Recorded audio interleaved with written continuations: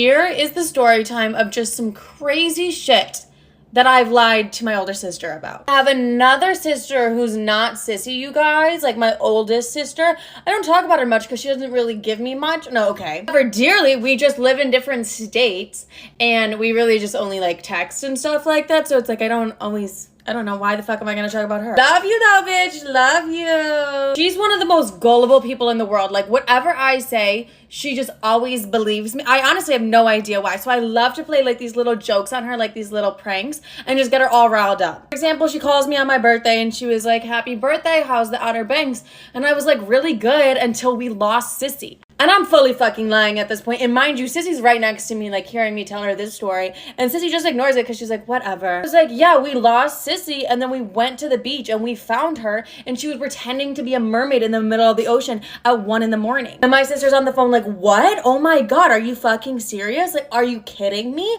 And I'm like, no, like we had to go to the beach and find her. My sister was like, well, why was she in the water? I was like, because she thought she was a mermaid. Mind you guys, Sissy loved that mermaid show H2O when she was young. I mean, like, who fucking did it? My older sister knew that. I kept going on with the story. I was like, yeah, like, the only reason we found her is because I heard her screaming, Cleo! Cleo! In the middle of the water at 1 a.m. She's like, are you serious? I was like, yeah, she was, like, convinced she was a fucking mermaid. And my sister was like, oh my God, Olivia, this is, like, not even funny. Like, I'm actually freaking out. Like, was she good? I was like, she was just, like, a little drunk and she just, like, thought she was a mermaid. Then my older sister's like, she was drunk and doing this. Like, she has to go to rehab. Something's wrong with her. I'm like, okay, you're being dramatic. Like, I'm gaslighting the shit out of her. Like, you're being so dramatic. Like, she literally just thought she was a mermaid. Like, she was having a good time. She's like, you don't find that fucking weird? I'm like, no, I find it very bizarre. I'm like, but wait, like, you didn't even hear how we had to get her out of the water. I was like, there was a man at the bar who was a lifeguard because, like, Sissy was not coming out of the water. Like, she was convinced. She was like, my tail's gonna shrivel up. Her sister's on the phone like, wait, what the fuck? I'm like, yeah, so we had to get the lifeguard from the bar and he literally dragged her out of the water and she was like pretty deep in there because she thought she was a fucking mermaid. And then I said when we were pulling her onto, well, when he was pulling her onto shore, she just kept screaming, Cleo, Cleo! I was just so upset about her tail. Like, she was like, my tail's gone, my tail's gone. My older sister's on the phone eating all this up. She's like, Olivia, this is a problem. Have you told mom? I'm like, it was just like my birthday weekend. Like, it wasn't that big of a deal. We were all having a good time. She's like, she was in the middle of the ocean thinking she was fucking Cleo. Yeah, but like we got her out of the ocean. I'm like, I gotta go. Anyways, love you, bye. Believed all of it. She still texts me to this day asking me, she was like, did she really scream Cleo in the water? I was like, Cleo, Cleo. Out of her too. My older sister still to this day thinks that Sissy was pretending to be a fucking mermaid in the Outer Banks. Like, she still believes it and like will swipe up on, like, she's gonna see this TikTok and just be pissed. But like, she swipes up on my Snapchat stories like, is she okay? Is she still like all these things? And I'm like, just don't ask Sissy about it because she'll get so mad. She's so embarrassed that she thought she was a mermaid. Bitch, why the fuck would you believe that Sissy thought she was a mermaid and went to the ocean? Honestly, like that would be something I would do drunk. This next thing, my mom and I actually convinced both of my sisters about it, but my oldest sister was like the most upset. I still think she might believe it. Like, if you guys are real ones, you know my mother is in her Jesus era. Like, she's been in her Jesus era. Like, randomly, you guys, my mom just started loving God.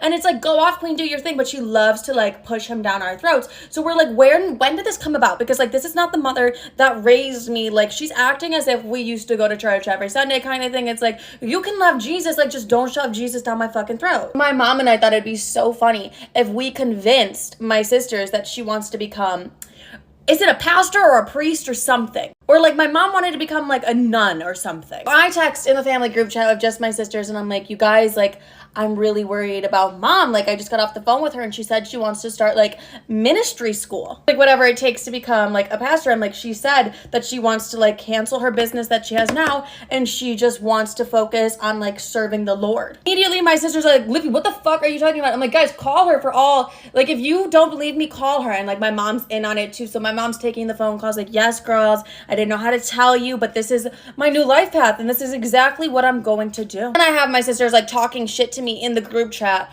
while my mom is like on the phone with them, and I'm just like, I'm eating it up. My sisters are like, she can't like leave her business, like what the fuck is she doing, like what is she doing? I was like, you guys, she loves the Lord, why are you being so fucking rude? My oldest sister was so distraught. She was like, what does this even mean? And I'm like what is she doing? I was like, Serving the Lord, bitch. I don't know. But my mom and I had this going for like 2 weeks. And I told Sissy, I was like, Mom and I are fucking with Kay. My oldest sister is like texting in the group chat every day. Like, what's happening with Mom? Like, what is this? I'm like so concerned. Like, what is she gonna do? And me and Sissy are just like, let her live her life. Like, stop being so fucking rude. Like, we're gaslighting the shit out of her.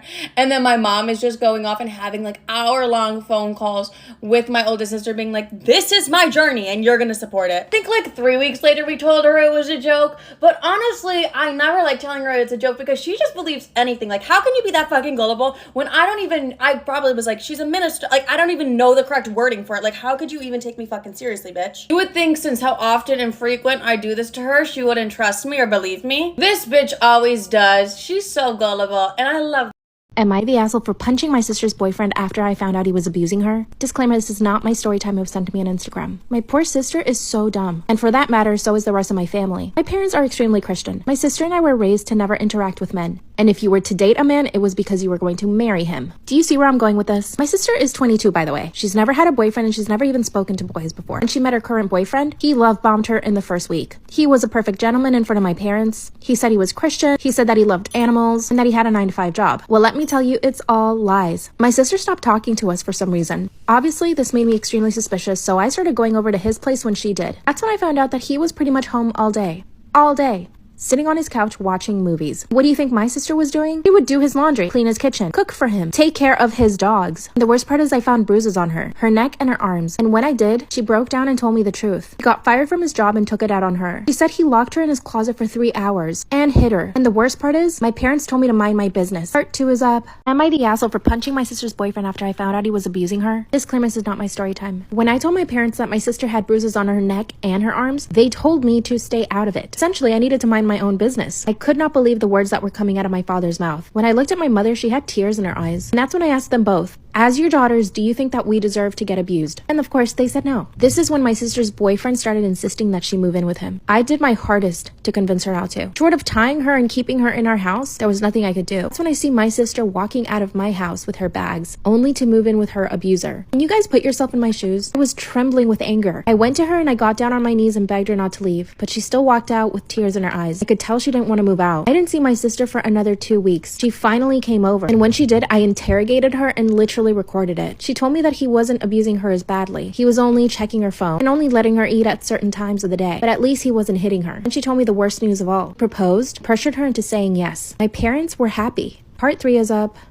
Am I the asshole for punching my sister's boyfriend after I found out he was abusing her? Disclaimer, this is not my story time. Not only is my sister now engaged to her abuser, my parents are happy about it. My parents know that they've already done it, so essentially, she has to marry him. At first, I thought the same, but the more I think about it, just because my sister did it with this man, why does she have to marry him? The abuse is abuse. There's no justification for it. I had to do something about it. I was at my wit's end. Picture this happening to your sister. What would you do? I found his mother on Facebook and went to visit her with my mom. I needed my mom to join me on this. The fact that she would just cry about it and not do anything pissed me off more than anything in my life. We showed up under the pretext that we wanted to have lunch with her. And to my surprise, his family is extremely wealthy. They lived in a great neighborhood, and their house was the biggest on the block. And she also had an amazing spread for us, with caviar and champagne. My mom and I were stunned. I mean, her son doesn't look like the type to come from a rich family. He has a shitty apartment and no job. His mom told us all the tea. She hadn't spoken to him in over 3 years. He had slapped her before, and they stopped giving him money. So all the times that he said he was employed, it was his parents giving him money. His mom told us that we needed to get my sister away from him. And that's what we did. Part 4 is up.